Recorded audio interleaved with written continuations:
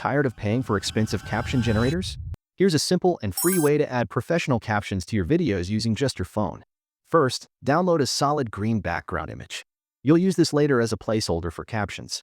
Open the YouCut video editor. It's free and available on the Play Store. Start a new project and import the video you want to add captions to.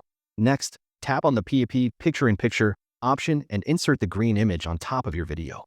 Resize and place it anywhere you want. Export the video. Now, open TikTok. If you don't have an account, create one. Tap the plus icon to upload your exported video. On the right side, tap the arrow and choose Captions. TikTok will auto-generate captions in seconds. Select your preferred style and post the video. Copy the video link and go to any browser.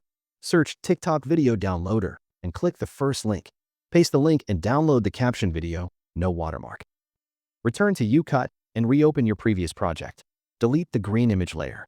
Now, tap PIP again and insert the TikTok video you just downloaded. Crop the TikTok video to show only the captioned area, usually the green part. Use the chroma key tool. Set the strength to 70 to 80% and set the shadow to 0%. Adjust the caption layer to fit your video.